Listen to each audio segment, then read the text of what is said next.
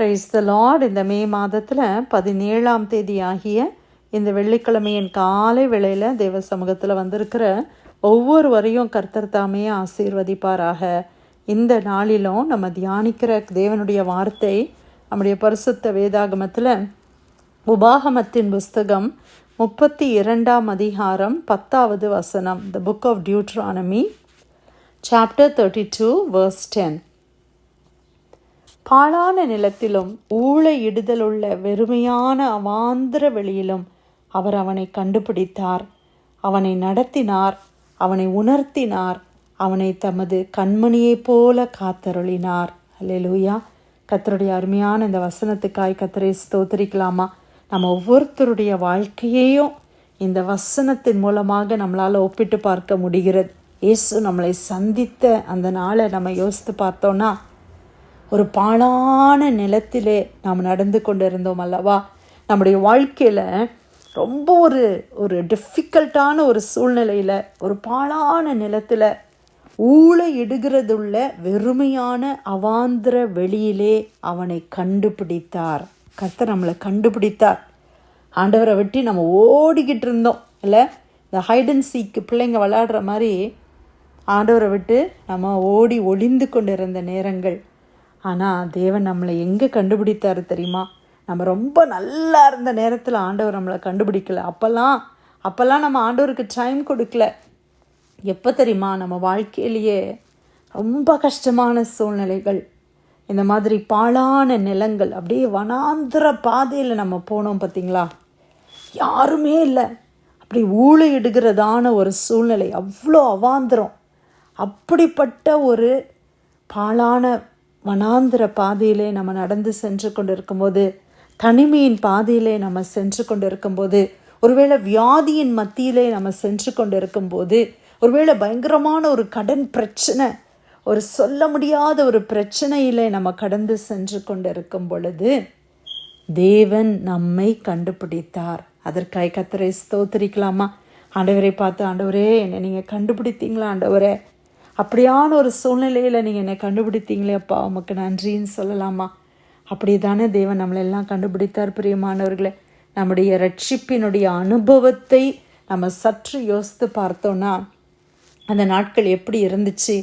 ஆண்டவர் நம்மளை கண்டுபிடித்தார், ஆண்டவர் நம்மளை நடத்தினார், கர்த்தர் நம்மை உணர்த்தினார், கர்த்தர் நம்மளை நடத்தினார். அழகா ஆண்டவர் கரம் பிடித்து அதுக்கப்புறமா நம்மளை நடத்தினாங்க.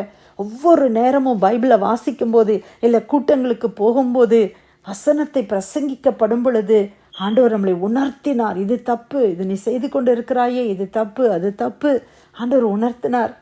அப்போல்லாம் ஆண்டவர் அதிகமாக நம்மளோட பேசுகிறத நம்மளால் உணர முடிந்தது. வேதத்தை ஒரு தேன்கூட்டை போல நம்ம ரசித்து வாசித்த நாட்கள். இன்னைக்கு ஆண்டவர் என்னோட என்ன பேச போகிறாரு, இன்னைக்கு நான் என்ன கற்றுக்கொள்ள போகிறேன், அவ்வளோ ஆர்வமாக இருந்த அந்த ரட்சிப்பின் புதிதான நாட்கள். அல்லேலூயா. இன்றைக்கி நம்ம எப்படி இருக்கிறோம்?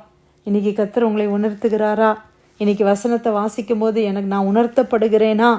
எப்போவுமே வசனத்தை நம்ம வாசிக்கும்போது ஆண்டவர் நம்மளுக்கு ஆறுதலான வார்த்தைகளை கொடுப்பது மாத்திரமல்ல, உற்சாகப்படுத்துகிற வார்த்தைகளை கொடுப்பது மாத்திரமல்ல, உணர்த்துகிற தேவன், கன்விக்டிங் ஹோலி ஸ்பிரிட், பரிசுத்த ஆவியானவர் நம்மளை உணர்த்தி நம்மளை நடத்துகிறார். செவ்வையான பாதையில், நேரான பாதையில், செம்மையான பாதையில், நீதியின் பாதையில் ஆண்டவர் நம்மளை எல்லாம் உணர்த்தி கர்த்தர் நம்மை நடத்துகிறார். அதற்காக கர்த்தரை ஸ்தோத்திரிக்கலாமா? அவனை உணர்த்தினார், அவனை தனது கண்மணியை போல காத்தருளினார். கர்த்தர் நம்மளை கண்மணியை போல காத்து கொண்டு வருகிறார் அல்லவா?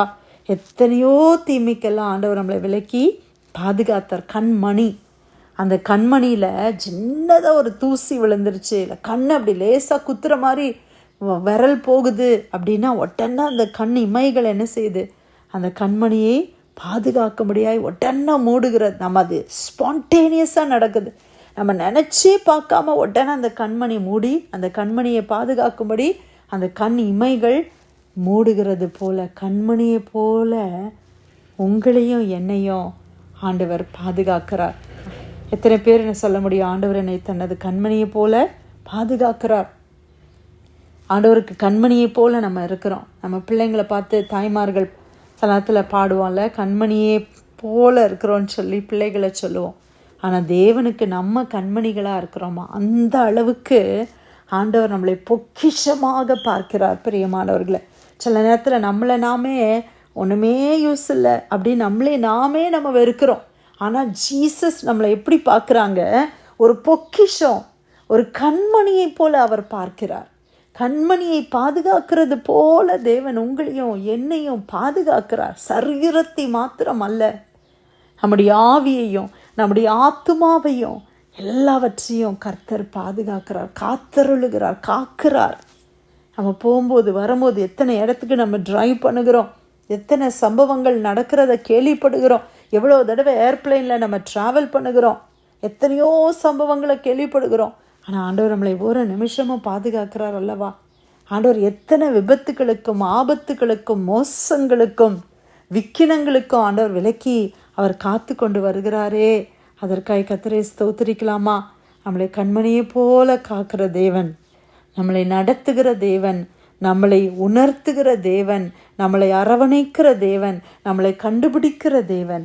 நாம் அவரை தெரிந்து கொள்ளவில்லையாம், அவரே நம்மை தெரிந்து கொண்டாராம். ஆமாம், நம்ம யாரும் அவரை தேடி போகலை, ஆனால் ஆண்டவரே நம்மளை தேடி வந்து நம்மளுக்கு தன்னை காண்பித்தார். ஹல்லேலூயா! அதற்காக கர்த்தரை ஸ்தோத்திரிக்கலாமா? அந்த ரட்சிப்பின் புதிய அனுபவத்தில் நாம் மறுபடியும் கடந்து வந்து கர்த்தரோடு கூட இன்னொரு புதிய உறவோடு கூட இணைந்து கொள்ள ஆண்டவர் நமக்கு கிருபை செய்வாராக. உபாகமத்தின் புஸ்தகம் 32ஆம் அதிகாரம் 10வது வசனம், பாழான நிலத்திலும் ஊழ எடுதலுள்ள வெறுமையான அவாந்திர வெளியிலும் அவர் அவனை கண்டுபிடித்தார், அவனை நடத்தினார், அவனை உணர்த்தினார், அவனை தமது கண்மணியை போல காத்தருளினார். கர்த்தர் கொடுத்த நல்ல வார்த்தைக்காய் நன்றி செலுத்தி யாராவது ஒருத்தர் நம்ம ஜெபிக்கலாமா?